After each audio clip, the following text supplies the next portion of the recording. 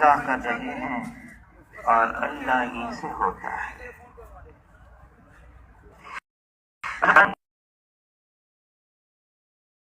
بنایا ہے، ایسی مخلوق بھی بنائی ہے اللہ نے بہت کمزور، ایسی بھی مخلوق ہے کہ انسان اپنی آنکھوں سے اس کو دیکھ نہیں سکتا، اور اللہ نے ایسی مخلوق بھی بنائی ہے بڑی زور آور ظاہری شکل میں، بڑی طاقتور ظاہری شکل میں، بڑی قد آور ظاہری شکل میں، لیکن مخلوق ہے، اور مخلوق اللہ کے سامنے اس کی کوئی حیثیت نہیں ہے۔ اللہ خالق ہیں، بنانے والے ہیں، اور باقی سب مخلوق ہے، بنی ہوئی ہے، اس کو بنایا گیا ہے۔ اللہ کی قوت، اللہ کی طاقت، اللہ کی قدرت اتنی زبردست ہے، اتنی زبردست ہے کہ کوئی اللہ کو عاجز کر نہیں سکتا، نہ زمین پر نہ آسمان پر۔ جتنی مخلوقات ہیں جس کو اللہ نے بنایا ہے، ان تمام مخلوقات پر اللہ کا کامل اختیار، کامل تصرف، کلی اختیار حاصل ہے۔ اللہ کے سامنے کوئی مقابل بن نہیں سکتا۔ اللہ تعالیٰ ایک ہیں، اکیلے ہیں، یکتا ہیں، تنہا ہیں۔ اللہ کا کوئی ساتھی نہیں، اللہ کا کوئی سانجی نہیں، اللہ کا کوئی متوازی نہیں، وہ وحدہ لا شریک لہ ہے، اللہ جیسا کوئی نہیں ہے۔ جس نے اللہ کو پہچان لیا جیسے اللہ ہے، پھر وہ اللہ کو چھوڑ کر کہیں اور نہیں جائے گا، مال کی طرف نہیں، اللہ ہے۔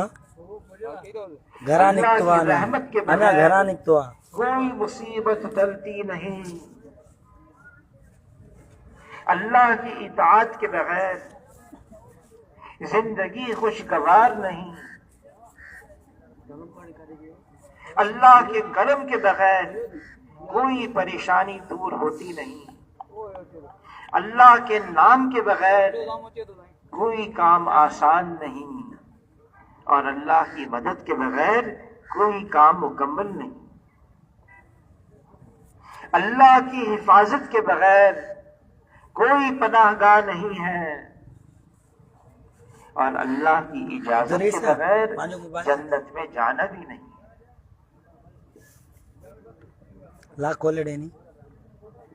ہمارا رخ وہ صرف اللہ کی طرف، اللہ کے علاوہ کی طرف نہیں۔ جتنے بھی انبیاء علیہ السلام تشریف لائے، آدم علیہ السلام سے لے کر جناب رسول اللہ صلی اللہ علیہ وسلم تک، ہر نبی نے آ کر انسانوں کو آواز دی، ایک آواز لگائی۔ کیا آواز تھی وہ؟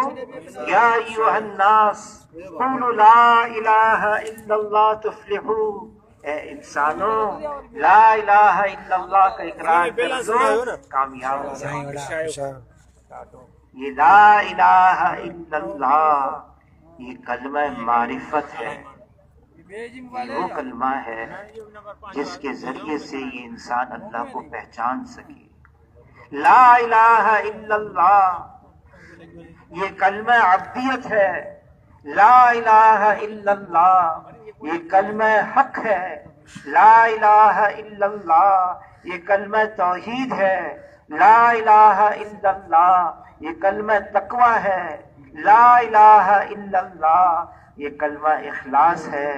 یہ اتنا وزنی ہے، اتنا بھاری ہے کہ اگر لا الہ الا اللہ کو ساتوں زمین اور آسمان کے اوپر رکھ دیا جائے تو ساتوں زمین اور آسمان اس کلمے کے وزن سے دب جائے.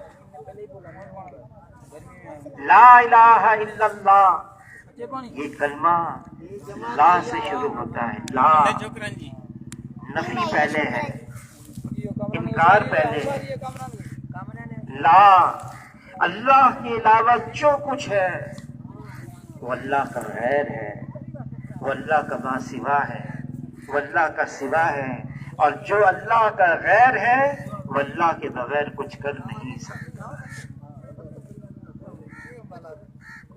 تمام انبیاء علیہ الصلوۃ والسلام نے اپنی ساری قوت، سب سے زیادہ طاقت، سب سے زیادہ وقت، سب سے زیادہ قوت اس پر استعمال کی، سب سے زیادہ اس پر استعمال کی کہ لا الہ الا اللہ یہ دلوں کے اندر حقیقت بن کے اتر جائے. لا الہ الا اللہ، اس کے بول بھی بہت قیمتی ہیں، یہ الفاظ بہت قیمتی، یہ الفاظ بہت اہم. لا الہ الا اللہ یہ بہت ضروری الفاظ ہیں.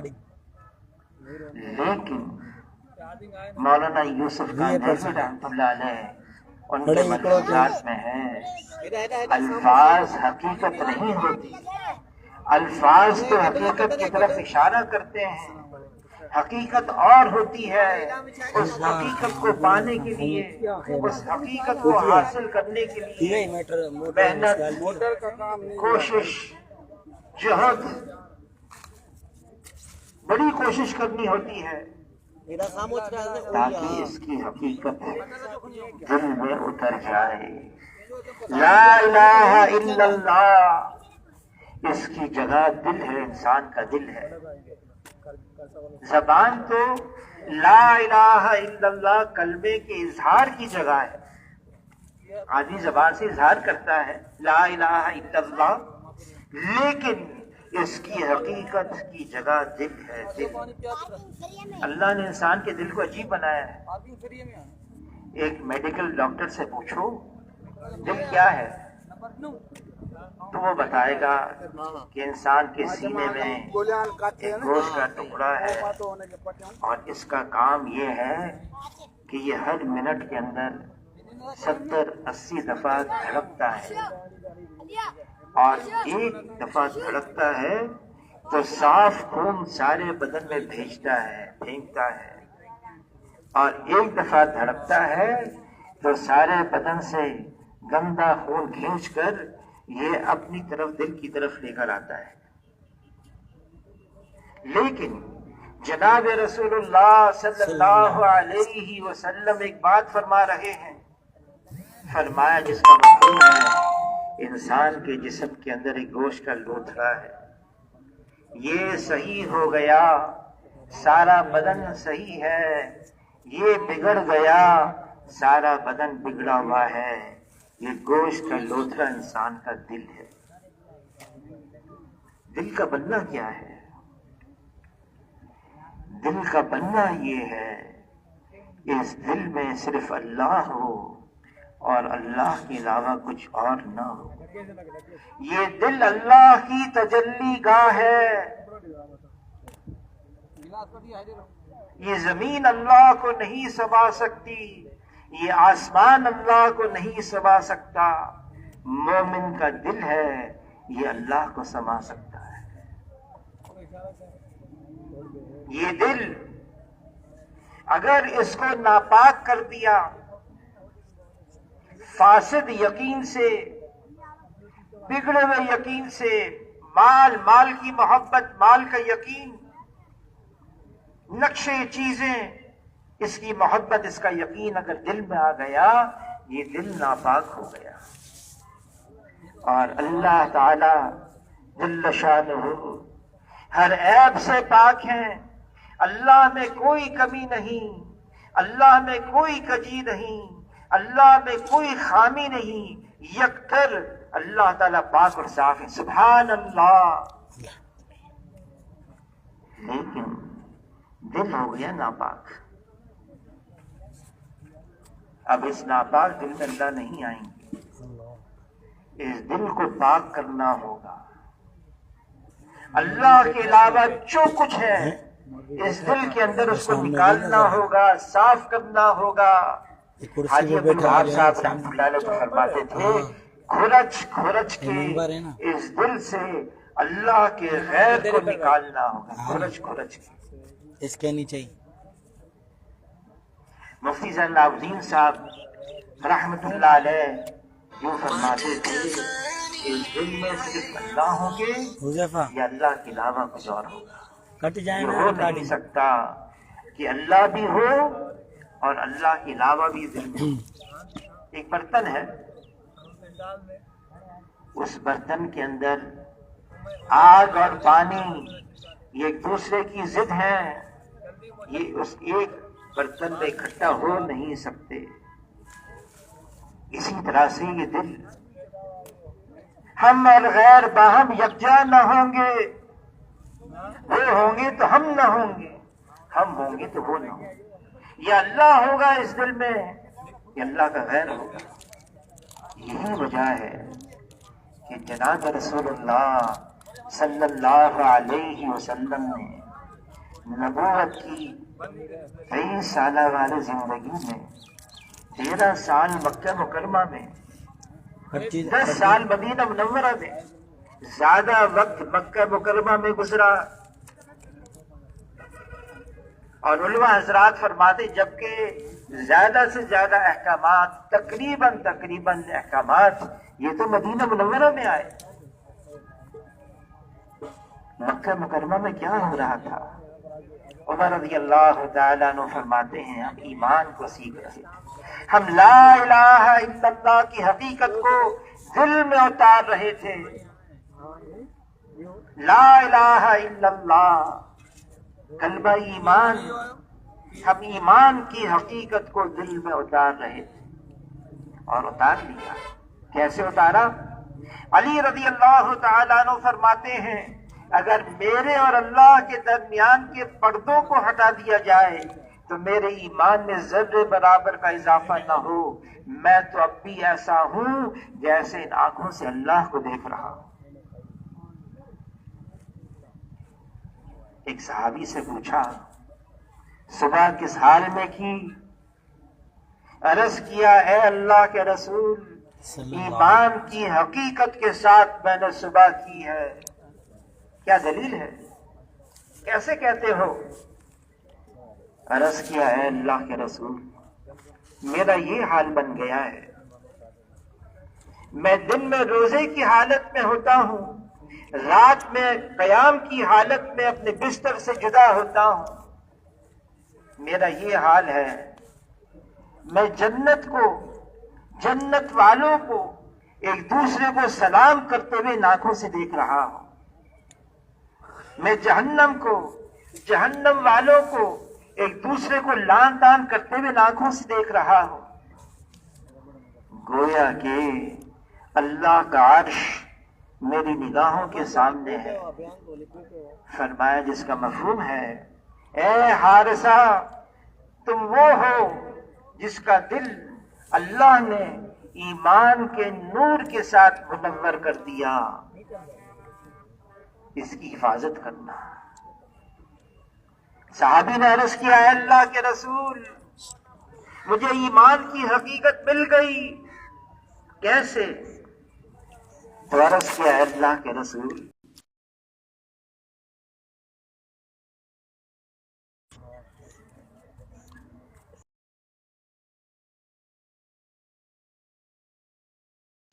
حضور دیکھا صحابہ کا مجمع ہے، ٹھہر گئے. پوچھا کس حال میں صبح کی ہے؟ عرض کیا اے اللہ کے رسول اس حال میں صبح کی ہے ہم پکے اور سچے مومن ایمان والے. کیسے کہتے ہو؟ عرض کیا اے اللہ کے رسول ہم فراخی میں اللہ کا شکر ادا کرتے ہیں، تنگی میں ہم صبر کرتے ہیں اور اللہ کی تقدیر پر راضی رہتے ہیں. فرمایا رب کعبہ کی قسم، جناب رسول اللہ صلی اللہ علیہ وسلم نے فرمایا جس کا مفہوم ہے رب کعبہ کی قسم تم لوگ سچے مومن پکے مسلم ہو۔ ایک صحابی نے عرض کیا اے اللہ کے رسول کیسے پتا چلے کہ ایمان حقیقت بن کے دل میں آ گیا، کیسے پتا چلے؟ کوئی علامت، کوئی نشانی، کوئی جانچ، کوئی اندازہ کیسے پتا چلے ایمان حقیقت بن کے دل میں آ گیا؟ فرمایا جس کا مفہوم ہے 3 علامات ہیں، 3 نشانیاں ہیں جس سے پرکھا جائے، جانچا جائے، پہچانا جائے ایمان حقیقت بن کے دل میں آ گیا۔ کون فرما رہے ہیں؟ جناب رسول اللہ صلی اللہ علیہ وسلم۔ پہلی نشانی اس دھوکے کے گھر دار الغرور، اس سے بے رغبتی پیدا ہو جائے، اس دنیا سے بے رغبتی پیدا ہو جائے۔ پہلی نشانی ایمان حقیقت بن کے دل میں آ گیا۔ اس دنیا کو تو اللہ نے بنایا ہے، زمین کو بچھا دیا، پہاڑوں کو گاڑ دیا، بغیر ستون کے آسمانوں کو بلند کیا، لیکن جس اللہ نے اس دنیا کو بنایا ہے وہ کلام پاک میں فرما رہا ہے جس کا مفہوم ہے یہ لہو لعب ہے، کھیل تماشا ہے۔ جناب رسول اللہ صلی اللہ علیہ وسلم اس دنیا کے بارے میں فرما رہے ہیں جس کا مفہوم ہے اگر یہ دنیا اللہ کی نگاہ میں مچھر کے پر کے برابر بھی قیمت رکھتی، اللہ کافروں کو ایک گھونٹ پانی کا نہ دے۔ اللہ دنیا کو بے قیمت بنایا ہے، جو خالق اور مالک ہے وہ اس دنیا کے بارے یہ فرما رہے ہیں۔ اور حضور صلی اللہ علیہ وسلم جب میری امت دنیا کو بڑی چیز سمجھنے لگے گی اسلام کی ہیبت اور وقت دلوں سے نکل جائے گی۔ دنیا کو اپنا سردار نہ بناؤ، یہ تمہیں اپنا غلام بنا لے گی۔ یہ دنیا ہاروت اور ماروت سے زیادہ جادو کرنے والی ہے۔ یہ دنیا اس کا گھر ہے جس کا آخرت میں کوئی گھر نہیں، یہ دنیا اس کا مال ہے جس کا آخرت میں کوئی مال نہیں، اور دنیا کے لیے وہ جمع کرے جس میں ذرا بھی عقل نہیں۔ یہ دنیا یہ کیچڑ ہے جس پر پاؤں پھسل جاتے ہیں۔ دنیا کی محبت یہ ہر خطا کی جڑ ہے۔ حضور صلی اللہ علیہ وسلم فرماتے اس کا مفہوم ہے مجھے اپنی امت نہیں، مجھے اپنی امت پر تو دنیا کی فراوانی کا ڈر ہے۔ جناب رسول اللہ صلی اللہ علیہ وسلم سید ولد آدم ہیں، آدم علیہ السلام کی نسل میں سب سے افضل ہیں، سید الاولین ہیں، سید الآخرین ہیں۔ جناب رسول اللہ صلی اللہ علیہ وسلم امام الانبیاء ہیں، امام الانبیاء ہیں، رحمت للعالمین ہیں، شافی محشر ہیں، ساقی کوثر ہیں، لا يمکن الثناء کما کان حقہ بعد نبوی۔ قصہ مختصر، لیکن حضور صلی اللہ علیہ وسلم دنیا میں کس طرح سے زندگی گزار رہے تھے؟ حضور صلی اللہ علیہ وسلم کا مکان کیسا تھا؟ عائشہ رضی اللہ تعالی عنہا فرماتی ہیں کہ جس مبارک حجرے میں نے حضور صلی اللہ علیہ وسلم کے ساتھ 8 سال گزارے ہیں، 8 سال، وہ حجرہ نہیں، وہ جنت کا ٹکڑا تھا، جنت کا باغ ہے۔ اس وقت جہاں حضور صلی اللہ علیہ وسلم آرام فرما رہے ہیں، جو مٹی جناب رسول اللہ صلی اللہ علیہ وسلم کے بدن مبارک سے لگی ہوئی ہے وہ عرش مولا سے بھی زیادہ قیمتی ہے۔ یہ بھی ان کے ساتھ پڑھا رہا ہے نا محسن میں۔ عائشہ رضی اللہ تعالیٰ عنہ فرماتی ہیں وہ مبارک حجرہ کتنا بڑا تھا، فرماتی ہیں اگر ہم کھڑے ہو جاتے قریب تھا کہ چھت ہمارے سروں کو لگ جاتی۔ اور عائشہ رضی اللہ تعالیٰ عنہ فرماتی ہیں اگر رات کو حضور صلی اللہ علیہ وسلم نماز کی نیت باندھ لیتے، سجدے کا وقت آتا، جناب رسول اللہ صلی اللہ علیہ وسلم اپنا مبارک ہاتھ میرے پاؤں پر رکھتے، میں سمجھ جاتی سجدے کا وقت آیا ہے، پاؤں کو سکیڑتی اور حضور صلی اللہ علیہ وسلم کے لیے سجدہ کرنے کی جگہ بناتی۔ یہ مبارک جنت کا باغ، جنت کا ٹکڑا اتنا مختصر، اور عائشہ رضی اللہ تعالیٰ عنہ فرماتی ہیں میں 8 سال اس مبارک حجرے میں حضور کے ساتھ رہی۔ پھر فرماتی ہیں حضور صلی اللہ علیہ وسلم کا وصال ہو گیا۔ اسی مبارک حجرے میں ان کی قبر مبارک بنی، اور عائشہ رضی اللہ تعالیٰ عنہ فرماتی ہیں میں اسی حجرے میں رہنے لگی۔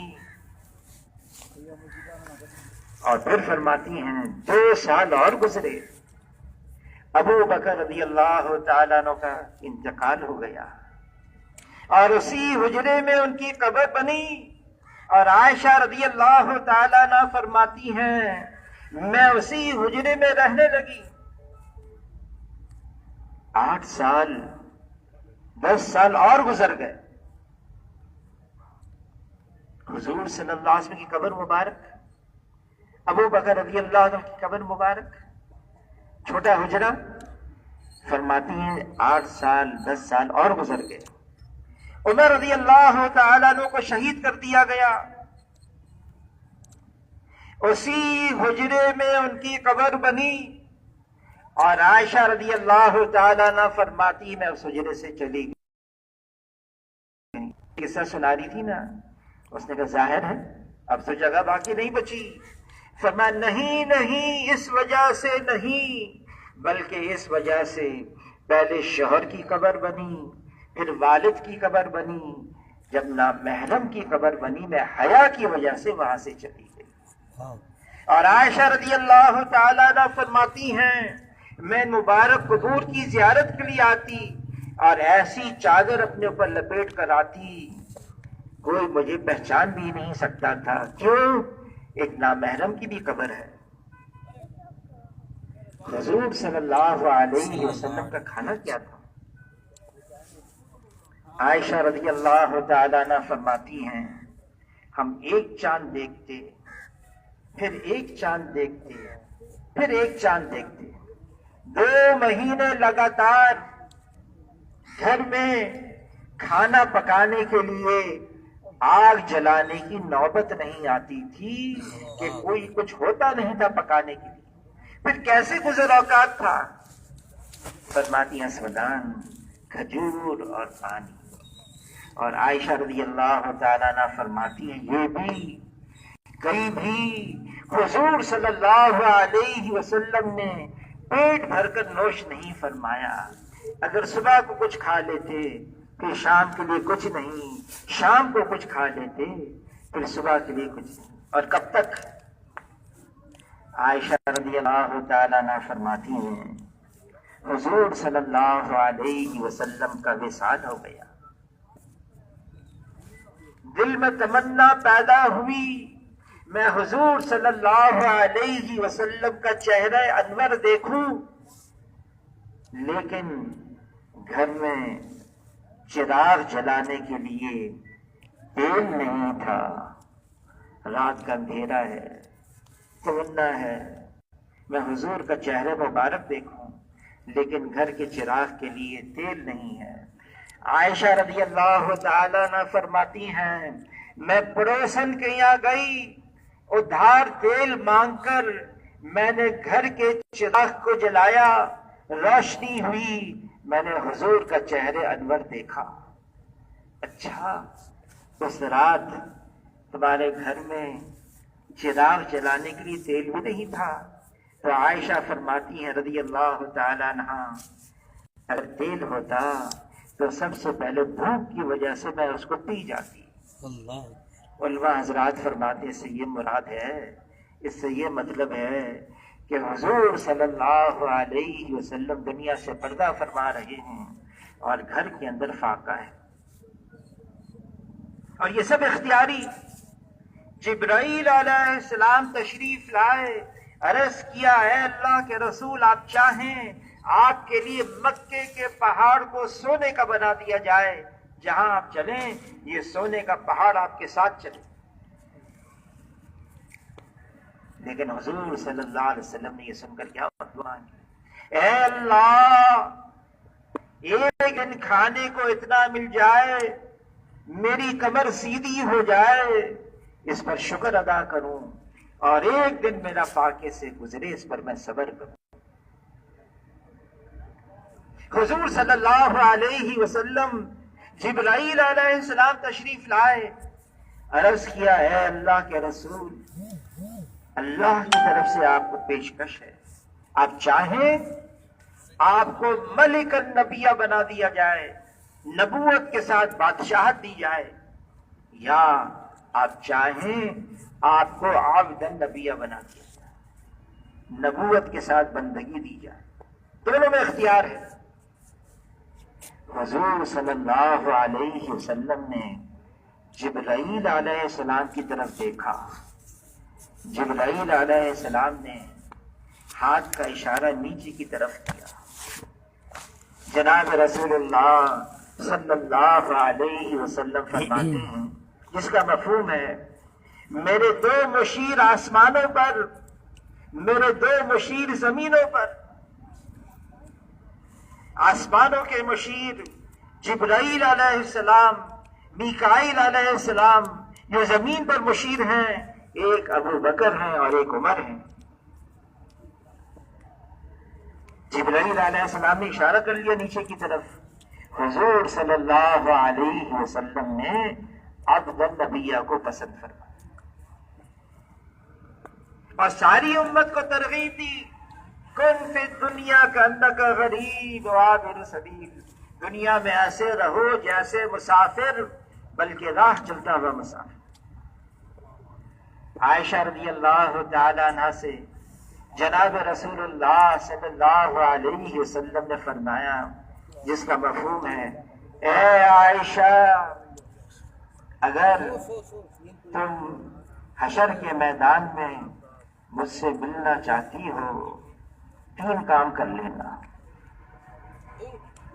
کپڑا اس وقت تک پرانا نہ کرنا جب تک اس میں پیوند نہ لگ جائیں، مالداروں کے پاس بیٹھنے سے اعتراض کرنا، دنیا میں اس طرح سے زندگی گزارنا جیسے مسافر۔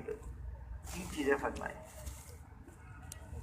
تہجد پڑھنا، تلاوت کرنا، نمازوں کا اہتمام کرنا یقیناً بہت ضروری، لیکن کیا بتایا؟ دنیا سے بے رغبتی۔ حضور صلی اللہ علیہ وسلم فرماتے ہیں، ایک ایسا وقت آنے والا ہے میری امت پر جیسے بھوکے کھانے پہ ٹوٹ پڑتے ہیں، غیر میری امت پہ ٹوٹ پڑیں گے۔ صحابہ کرام حیران، اے اللہ کے رسول، کیا مسلمان اس وقت تعداد میں تھوڑے رہ جائیں گے؟ فرمایا نہیں، تعداد میں ہوں گے بہت زیادہ، لیکن سمندر کے جھاگ کی طرح ان کی حیثیت ہو جائے گی۔ سمندر ہوتا ہے نا، ہو سکتا ہے آپ حضرات نے بہت سو نے سمندر نہیں دیکھا، وہاں کراچی میں سمندر ہے، جب سمندر میں لہریں اٹھتی ہیں اور وہ لہریں کنارے پر آتی ہیں تو ان میں جھاگ بن جاتا ہے، جھاگ۔ پھر دوسری لہر آتی ہے، اس جھاگ کو ادھر لے جاتی ہے، تیسری لہر آتی ہے، سمندر کے جھاگ کو پھر اس طرف لے جاتی ہے۔ وہ سمندری جہاز لہروں سمندر کی لہروں کے رحم کرم پر ہوتا ہے. تو صحابہ کرام نے عرض کیا اللہ کے رسول امت ایسی حیثیت کیوں ہو جائے گی؟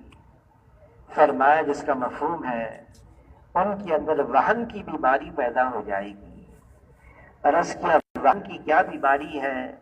فرمایا حب الدنیا و کراہیت الموت، دنیا کی محبت اور موت سے کراہیت. جب یہ مرض امت کے اندر عام ہو جائے گا پھر امت غیروں کا مقابلہ کر نہیں سکتی. ہائے دنیا اسی میں لگے ہوئے ہیں. عائشہ رضی اللہ تعالی نے عرض کیا اے اللہ کے رسول فاقوں نے آپ کا یہ حال بنا دیا، آپ اللہ سے روزی کی وسعت کیوں نہیں مانگتے؟ اور یہ کہہ کر عائشہ رضی اللہ تعالیٰ نے رو پڑی. ہمارے لیے تو آخرت ہے اور اللہ تعالیٰ نے مجھے حکم دیا ہے ایسے صبر کرو جیسے تم سے پہلے اولو العزم رسولوں نے صبر کیا اور میں انہی کی طرح صبر کروں گا. حضور صلی اللہ علیہ وسلم صحابہ کے ساتھ مدینہ منورہ کی گلیوں میں تشریف لے جا رہے ہیں. کوڑی پر گزر ہوا جہاں تمام شہر کا کچرا ڈالا جاتا ہے.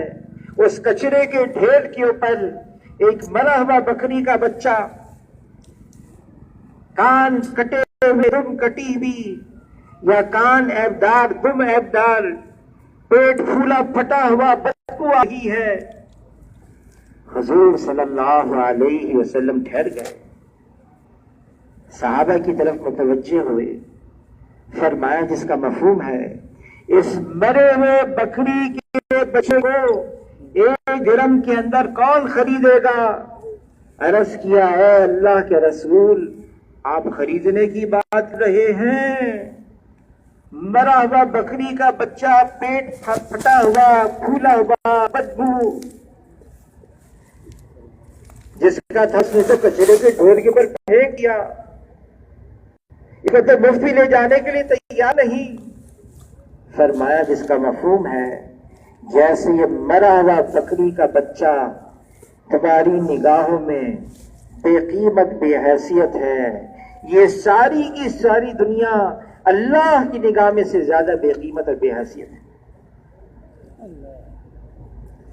دنیا کی اللہ کے یہاں کوئی وقت نہیں. حضرت عمر رضی اللہ تعالیٰ عنہ امیر المومنین ہیں. 12 مربع میل علاقہ روزانہ ان کے دور میں اسلام میں داخل ہو رہا تھا. 12 مربع میل علاقہ روزانہ.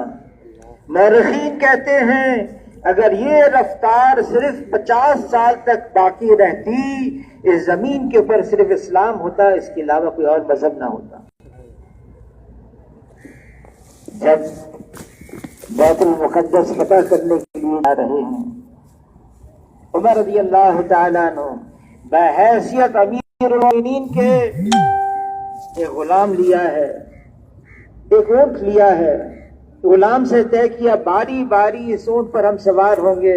کہاں جا رہے ہیں؟ نصارہ کے پاس جا رہے ہیں، بیت المقدس فتح کرنے کے لیے جا رہے ہیں. کئی دنوں کا سفر مدینہ منورہ سے ملک شام. جب قریب پہنچے ابو عبیدہ بن جراح رضی اللہ تعالیٰ نے استقبال کے لیے تشریف لائے ہیں. ایک اعلیٰ نسل کا گھوڑا ساتھ لائے، نیا لباس لے کر آئے. عرض کیا امیر المومنین آپ بیت المقدس تشریف لا رہے ہیں فتح کرنے کے لیے نصارہ کے پاس، لیکن یہ آپ کا لباس اس میں تو پیبند لگے ہوئے ہیں، آپ اونٹ پر سوار ہیں، میں اعلیٰ نسل کا گھوڑا لے کر آیا ہوں، میں اعلیٰ لباس لے کر آیا ہوں. ترغیب دی یہ قبول کرنا کوئی گناہ کی بات نہیں. اور عمر رضی اللہ تعالیٰ نے قبول کر لیا. نیا لباس، گھوڑے پر سوار، لیکن چند قدم چلے عمر رضی اللہ تعالیٰ عنہ ٹھہر گئے، اپنے آپ سے مخاطب ہو کر فرمانے لگے اے عمر تو بدل گیا. اور ابو عبیدہ بن جراح رضی اللہ عنہ کی طرف متوجہ ہوئے، فرمایا کہ دھوکے میں پڑے ہوئے ہو. ہماری عزت، ہماری شرافت نہ لباس ہیں نہ سواریاں ہیں، ہماری عزت اور شرافت تو جناب رسول اللہ صلی اللہ علیہ وسلم والے اعمال ہیں. اللہ نے ہمیں عزت دی اسلام کی وجہ سے. اگر اسلام کے علاوہ عزت تلاش کریں گے اللہ ہمیں ذلیل کر دیں گے. پھر وہی اپنا پرانا لباس، وہی اپنی سواری اونٹ. جب قریب پہنچے بیت المقدس کے، باری تھی غلام کی سواری پر سوار ہونے کی، باری تھی امیر المومنین کی پیدل چلنے کی. بارش بھی ایک رات پہلے ہو گئی، کیچڑ، لنگی بھی اونچی کر دی، اپنے جوتے بھی ایک ہاتھ سے سنبھال لیے، ایک ہاتھ سے اونٹ کی نکیل اور نصارہ کے راہب کتاب کھول کے انتظار میں، جو سواری پر سوار ہے اس کو بھی دیکھ رہے ہیں، جو پیدل ہے اس کو بھی دیکھ رہے ہیں، اور یوں کہہ رہے ہیں یہ جو شخص پیدل ہے اس کا وہی حلیہ ہے جو ہماری کتابوں میں ہے. یہی ہے مسلمانوں کا بادشاہ، یہی ہے مسلمانوں کا بڑا. بغیر لڑائی لڑے بیت المقدس کی چابی حوالے کر دی. ہمارا وقت گزر گیا، اب تمہارا وقت ہے. تو پہلی نشانی کیا بتائی؟ دنیا سے بے رغبتی، ایمان کی حقیقت دل میں آ گئی. یہ کیسے ہو سکتی؟ کسی نے پوچھا کیا جو دنیا کو ترجیح دے آخرت پر، دنیا کو بڑی چیز سمجھے، کیا وہ اللہ کا عارف بن سکتا ہے؟ فرمایا وہ کبھی بھی اللہ کا عارف نہیں بن سکتا. جو دنیا میں خواہشات کے پورا کرنے پر لگا رہتا ہے وہ آخرت میں اپنی خواہشات کے پورا کرنے سے دور ہو جاتا ہے. اور دوسری نشانی، ایمان حقیقت بن کے دل میں آ گیا. فرمایا دار الخلود، جہاں پہنچنا ہے آخرت، اس کا شوق پیدا ہو جائے. شوق آخرت، جس کو اللہ سے ملاقات کا شوق ہوتا ہے پھر اللہ بھی اس سے ملاقات کی محبت رکھتے ہیں. انس بن نضر رضی اللہ تعالیٰ عنہ میدان ہے، اے اللہ کے رسول اگر میں نے جان دے دی تو کیا ہوگا؟ فرمایا تمہیں جنت ملے گی. احد پہاڑ کی طرف بھاگتے دوڑتے ہوئے، خدا کی قسم مجھے احد پہاڑ کی اس جانب جنت کی خوشبو آ رہی ہے. اور واقعی ان کو جنت کی خوشبو آ رہی تھی. بلال رضی اللہ تعالیٰ عنہ، موت کا وقت قریب ہے، بیوی پریشان غم زدہ رو رہی ہے. بلال رضی اللہ تعالیٰ نے پوچھا کس بات سے افسوس کر رہی ہو؟ کہ آپ ہم سے جدا ہو رہے ہیں. فرمایا نہیں، میری تو اب اللہ سے ملاقات ہونے والی ہے، میری جناب رسول اللہ صلی اللہ علیہ وسلم سے ملاقات ہوگی. جو میرے ساتھی مجھ سے پہلے چلے گئے ان سے ملاقات ہوگی. یہ تو خوشی کا موقع ہے. بخ یہ تو خوشی کا موقع ہے. آخرت آنے والی ہے یقیناً. جناب رسول اللہ صلی اللہ علیہ وسلم فرماتے ہیں، جس کا مفہوم ہے ہر نبی نے آ کر اپنی اپنی قوم کو، اپنی اپنی امت کو آخرت کی خبریں سنائی ہیں، لیکن جتنا میں نے اپنی امت کو آخرت کی خبریں سنائی ہیں کسی نبی نے اتنی آخرت کی خبریں نہیں سنائی. تاکہ ہمارے لیے تیاری کرنا آسان ہو جائے. ہم دنیا میں آئے اسی لیے. الدنیا خلقت لکم، یہ دنیا تمہارے لیے بنائی گئی ہے، لیکن آگے فرمائے وَإِنَّكُمْ خُلِقْتُمْ لِلْآخِرَةِ، یقیناً تمہیں اللہ نے اس دنیا میں بھیجا آخرت کی تیاری کی. وہ آخرت آ رہی ہے. جناب رسول اللہ صلی اللہ علیہ وسلم خبر دے گئے ہیں برزخ حشر تک رہنا ہے. اس عالم برزخ میں پھر حشر کا میدان ہے. 50,000 سال کا ایک دن ہے. 50,000 سال کا ایک دن. دنیا کی زندگی اللہ کر رہے ہیں اور اللہ ہی سے ہوتا ہے.